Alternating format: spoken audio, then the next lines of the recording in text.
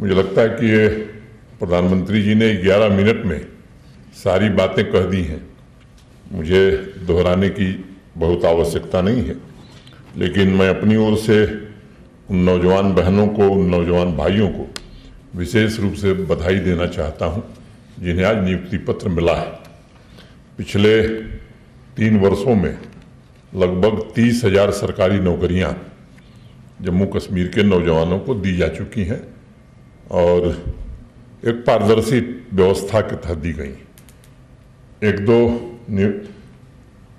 शंकाएं व्यक्त की गई, शिकायतें आई, तो उन परीक्षाओं को निरस्त किया गया और सीबीआई जांच के आदेश दिए गए। कई लोग पकड़े गए। ये मैं आपको भरोसा देता हूं कि उसमें कोई भी गुनाहगार बचेगा नहीं और मेरिट के अलावा कोई दूसरा आधार रोजगार का, सरकारी नौकरी का नहीं हो सकता है। वो जमाना समाप्त हो गया जब नौकरियां बिकती थी सड़कों पर या दुकानों पर। एक मोटे तौर पर एक सवाल मैं अगर आपसे पूछूं तो मुझे लगता है कि यहाँ काफ़ी पढ़े लिखे लोग बैठे हैं, सीनियर ऑफिसर्स भी हमारे हैं। महात्मा गांधी जी का नाम मुझे लगता है सबको मालूम है। कोई उनके पिताजी का नाम बता सकता है इस पूरे सभागार में? अब मोहनदास करमचंद गांधी है तो करमचंद गांधी मत कह दीजिएगा। सही नाम किसी को मालूम है? कोई, एनीबडी? किसी को नहीं पता। सरदार अब महात्मा गांधी का योगदान इस देश के लिए आप अगर विचार करिए तो उतना योगदान शायद किसी का होगा। सरदार पटेल के पिता का नाम किसी को मालूम है? किसी को नहीं पता है। हमारे देश की असली दिक्कत यही रही है और इसके कारण प्रतिभाओं का हनन हुआ है।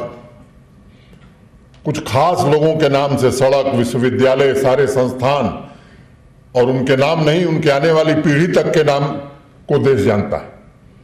लेकिन जिन लोगों ने सब कुछ इस देश के लिए कुर्बान कर दिया, जिन्होंने कुर्बानी दी, उनको कभी यह लालसा नहीं थी कि हमारे परिजनों का नाम कोई जाने। इस व्यवस्था ने देश का और जम्मू कश्मीर का बड़ा नुकसान किया।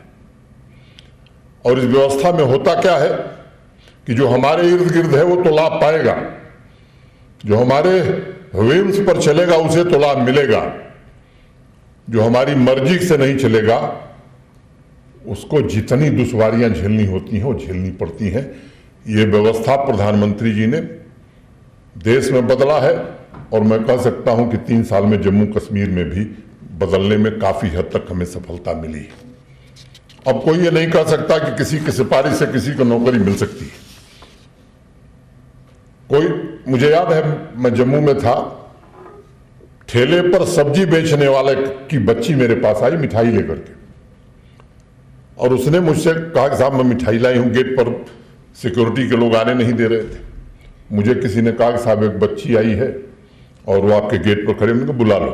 मैं जब मिला तो उसने कहा साहब मैं तो जीवन में सोच ही नहीं सकती थी कि जम्मू कश्मीर में मुझे सरकारी नौकरी मिल सकती।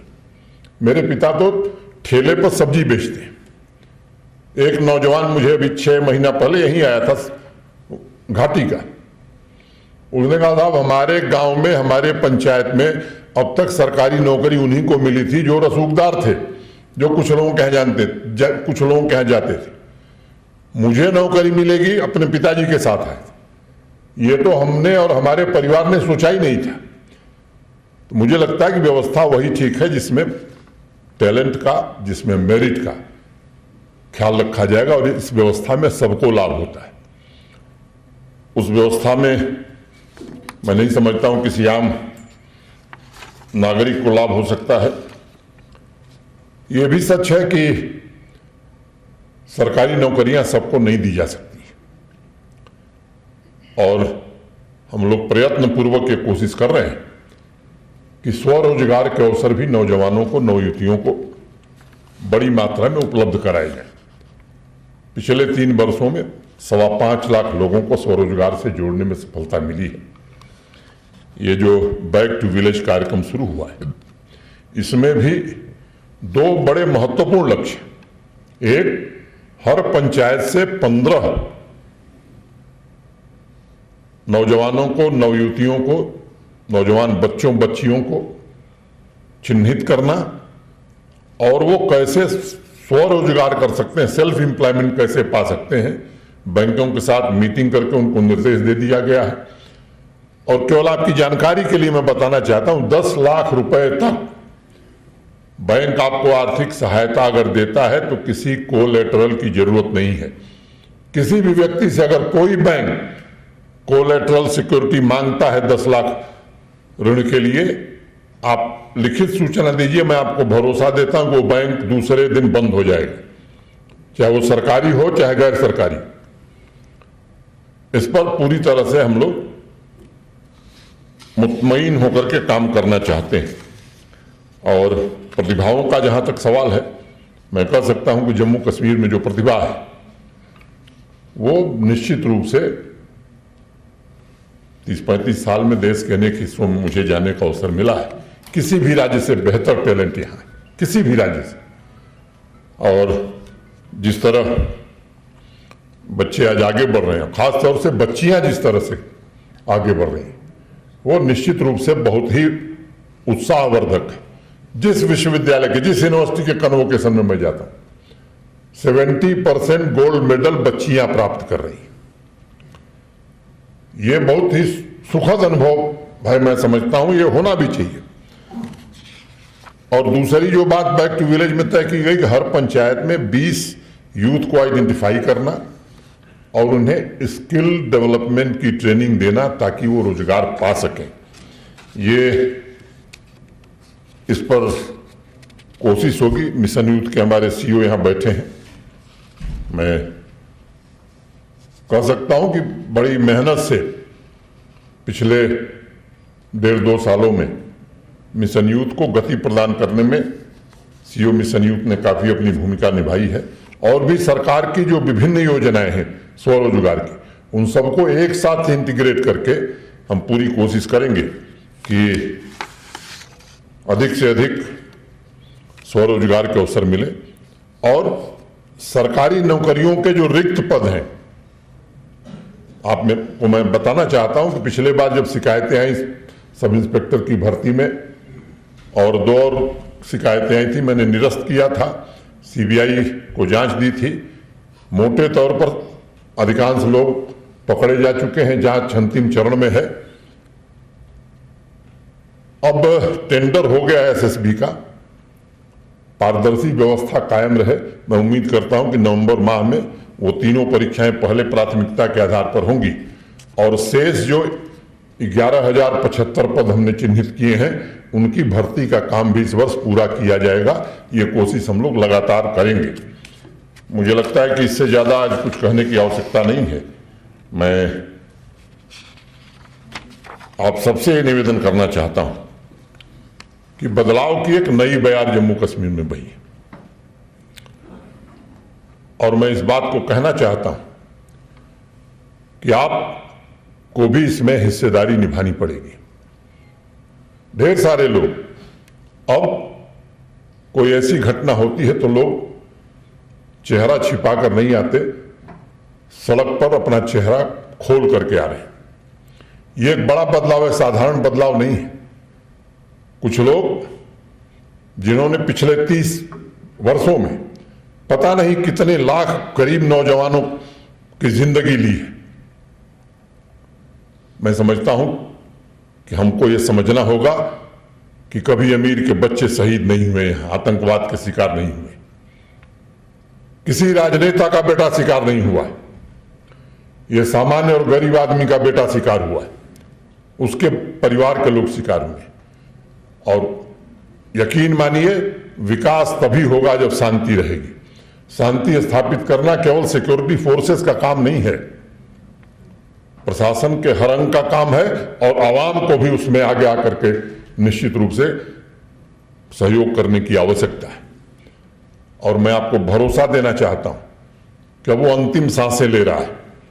जो लोग इस इकोसिस्टम को चला रहे थे वो ये कोशिश कर रहे हैं कुछ निर्दोष लोगों की हत्या करके, निरपराध लोगों की जान लेकर के एक भय का वातावरण बनाना, बाहर से आए हुए उस मजदूर को जो यहाँ की अर्थव्यवस्था में अपना योगदान देता है।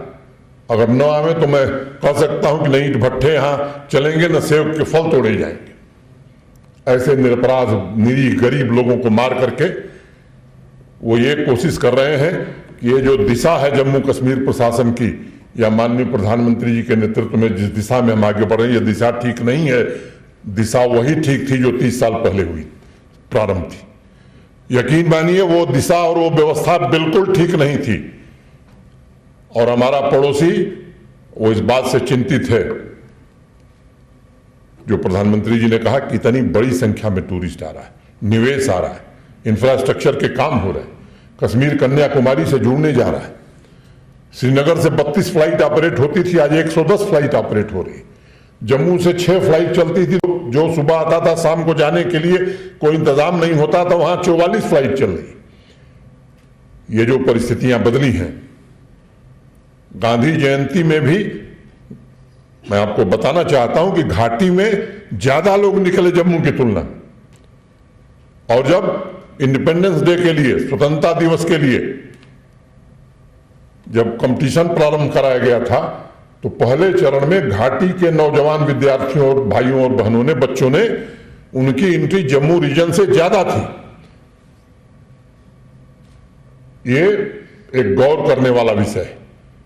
आवाम यहां की चाहती है कि अमन चैन हो, शांति हो, लेकिन कुछ निहित स्वार्थ के लोग हैं जिनको अमन चैन पसंद नहीं है। वो सीधे नहीं, परोक्ष रूप से इस शांति में खलल पड़े कुछ न कुछ कोशिश करते रहते हैं। कुछ लोग अटपटे बयान देते हैं। मैं कहना चाहता हूं कि अब जो कानून में अधिकार प्राप्त है प्रशासन को, जो लोग भी यहां की शांति में खलल पैदा करेंगे और जो लोग भी उकसाने का काम करेंगे, उनके खिलाफ निश्चित रूप से कार्रवाई की जाएगी। और ये हमने तय किया, चाहे वो जितना बड़ा आदमी हो, यहाँ के अमन चैन में, यहाँ के शांति में अगर खलल डालने की कोशिश करेगा, कोई इस तरह की बयानबाजी करेगा जिससे यहाँ का माहौल खराब होता है, यहाँ का सांप्रदायिक सौहार्द बिगड़ता है, तो कानून और संविधान के दायरे में उनके विरुद्ध निश्चित रूप से कार्रवाई करेंगे हम लोग। और हम आपको भरोसा देना चाहते हैं कि पारदर्शी व्यवस्था और सबका साथ सबका विकास, वास्तव में सबके विकास के लिए हम लोग संकल्पित हैं। इतनी ही बात कहते हुए मैं जिला इंतजामिया, खासतौर से डीसी श्रीनगर को हृदय से बहुत धन्यवाद देता हूं, और पूरे प्रशासन को, जिन लोगों ने इस पूरी व्यवस्था में, आज पूरे 20 जिलों में ये कार्यक्रम हो रहा है। प्रधानमंत्री जी ने बताया 3000 नियुक्ति पत्र आज दिए जाएंगे, 700 का वेरिफिकेशन हो रहा है, वो भी मैं उम्मीद करता हूं कि हफ्ते 10 दिन में वो भी दे दिए जाएंगे। बाकी जो रिक्त सरकारी पद हैं उन्हें भी जल्दी से जल्दी भरने की प्रक्रिया शुरू की जाएगी। बहुत बहुत धन्यवाद। जय हिंद।